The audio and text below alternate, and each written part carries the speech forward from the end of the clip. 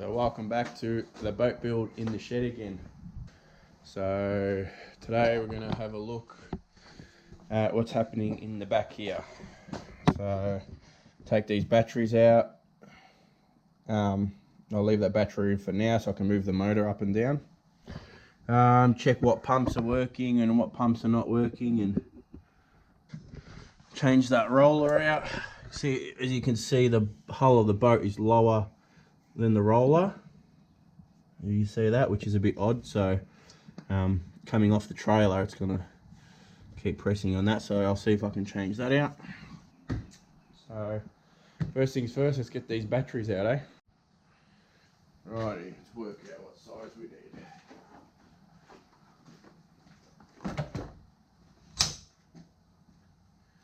Only a 13.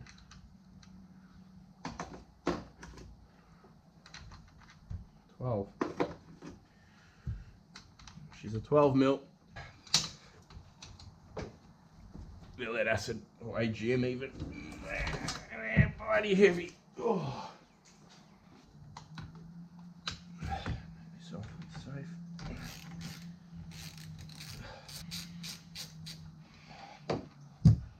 We have a cup here.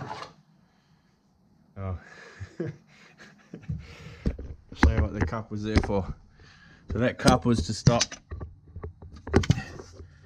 those two bolts going through the battery, which I'll just cut them down. I'll cut them down while I've got a chance to fix that up. So here you go. So if you have bolts sticking out the back of your boat, Tupperware container, some EVA flooring, does wonders. Oh, man. Under here.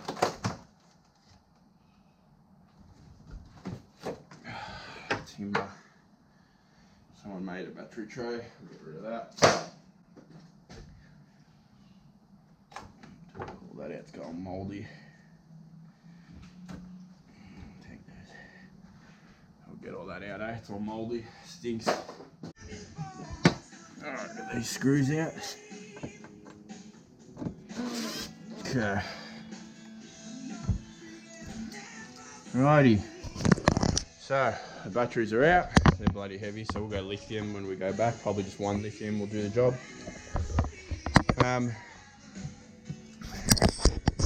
So now I've got to check that pump. I can't seem to get on. The other two pumps work that are down there. This needs a good degreaser in here. Anyway, let's work out why that pump's not working. Right, so find out why that pump's not working. I need a test light. So test light in here. I should do the job. So I've turned the switch on that I think runs this pump, and then I just want to see if there's power going to it. The problem is I don't even know if the switch I've turned on is the right switch. I get the test light. We'll go on to negative. First thing is we'll pinch the positive. See, it lights up. Right, because that lights up, it means the pump is cooked. Right, so that pump's cooked. So now if I go and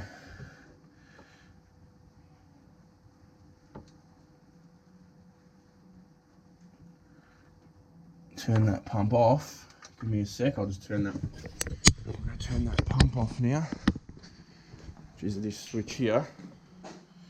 Right, now by right now that should not light up. There you go, it's not lighting up. So that's the switch to run that aerator. So that aerator is schmozzle, is no good. It's kaput.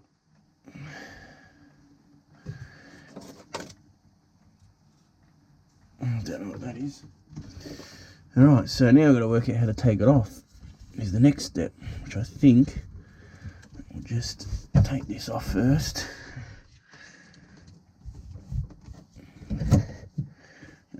Pretty bodgy job. It's already off, no hose clamps or anything. Now, how do we get that off from there? Must be a thread inside the live well. in here, there should be a thread. We've got to undo. And then I'm going to undo that nut. Need a big shifter. I need a shifter for that one.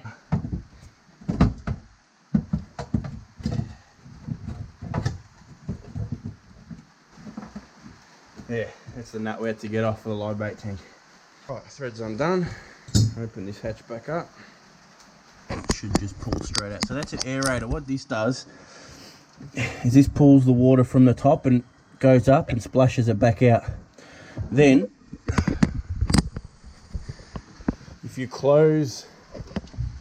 pull that red out, like so that's out now, in, out. So if you pull that out, what happens is the water pulls the water from there up that pipe, and then it comes out of one of these holes. So it's a pump out. So instead of emptying the live well in the boat, yeah, we'll pump it out of there. But that pump isn't working, so we're just going to replace it, which is there. There we go. Now I'm going to unplug it.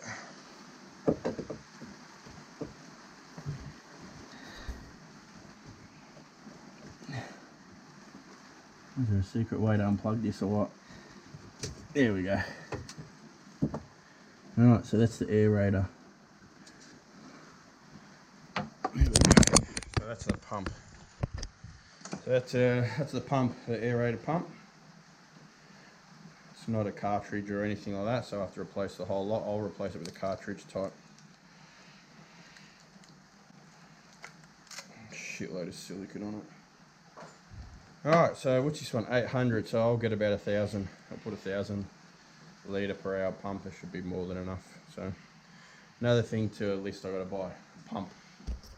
Alright, that's the one that picks up the water from outside, which is all good, which in turn means that one is the bilge pump. So if I touch the bilge pump, it should be vibrating, which it is. That's a rule pump, so that's probably a decent pump. I'll put an automatic pump in there though. Alright, so that's all good. The bilge area is filthy. I'm going to give it a clean. Clean the bilge area. I use this in the Bertram because I've got the inboard, and I'll clean underneath the engine. The Salty Captain grease attack. So far it's been really good in the Bertram. I just spray it, hose it out, comes really, really clean, full white again on the fiberglass. So we'll spray this in down here in the bilge area.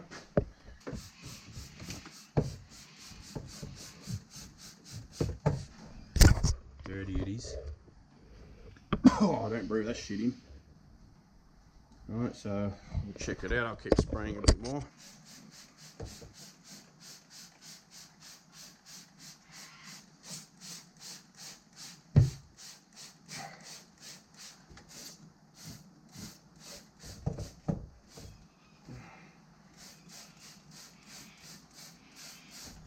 Alright, so what we'll do now, I'll let that work for about 10 minutes, and then I'll hose it out. Alright, so I just gave it a hose down. I haven't scrubbed it at all. As you can see, it's much cleaner, but there's quite a bit of it that still didn't come off, probably because it hasn't been done for so long. So what I'll do now is I'll respray it, but I'll actually give it a bit of a scrub. I'll give it a scrub with a paintbrush. So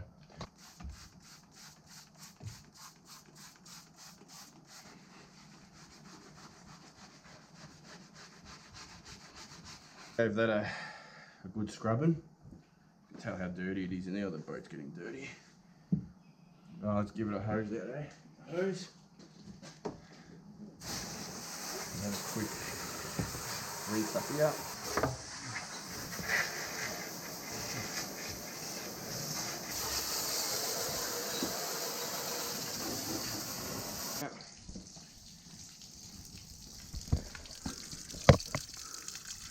Clean flow now.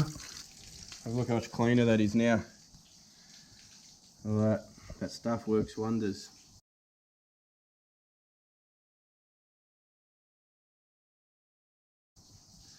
So I'll just get all those bubbles and stuff out, and voila, nice and clean.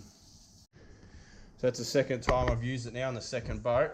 I used this originally in the Bertram and it worked really well. I was really impressed with how clean it brings up underneath the engine, down to the engine box.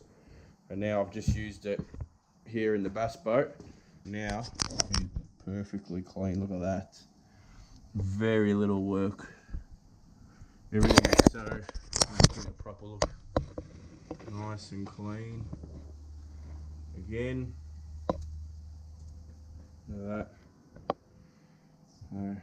Really, really happy with it. There it is there.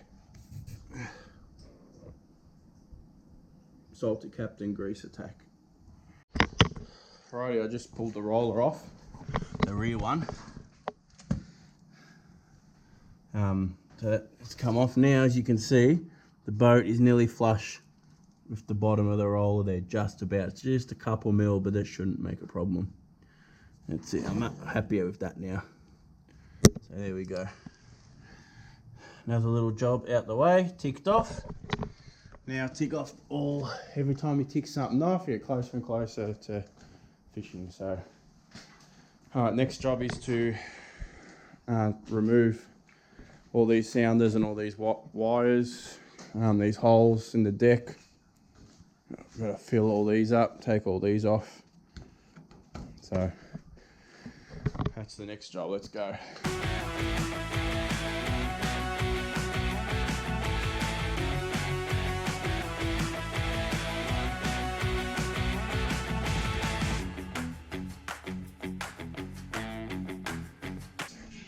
Sounders off, panels out. You see in the hole, get all these wires out.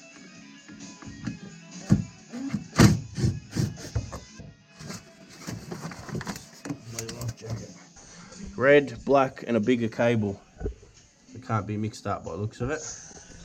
I don't know what these are.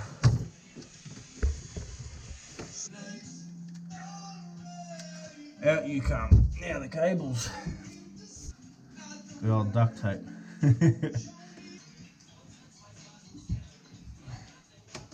Righty, poles out. We're going to work on polishing the hull. It's really dull. Now, I don't know how I'm going to show you that it's really dull. Let me turn the lights off for a sec and see if I can get you. Yeah, no, you can't see that it's dull. Yeah, there's no shine to it whatsoever. So what I'm going to do is I'm going to give it a polish. Yeah. So there's no shine to it. It's pretty dull. So what I'll do is I'll give it a polish and yeah, take you through what we do. So this is the product I'm going to use today, heavy cut compound, number 400. Get a good look at that. Alright, I used this on the Bertram and it was excellent. The Bertram was in really poor condition when I brought it. I done a heavy cut first, done the whole boat in this. Then I used a cut and polish. I'll show you the product when I get to that stage, over the whole boat. And then after the cut and polish, I did a wax. So today we're just going to give it a heavy cut and get some of that shine back. And then we'll continue from there. I'm going to start with a foam pad. I think a wool pad is probably better. I haven't got a wool pad with me today, so I'll get one tomorrow when I get a chance to get there. Basically 4 dots, pretty simple. 1, 2, 3, just to doesn't fly off. There you go. Try and move slow and let it work.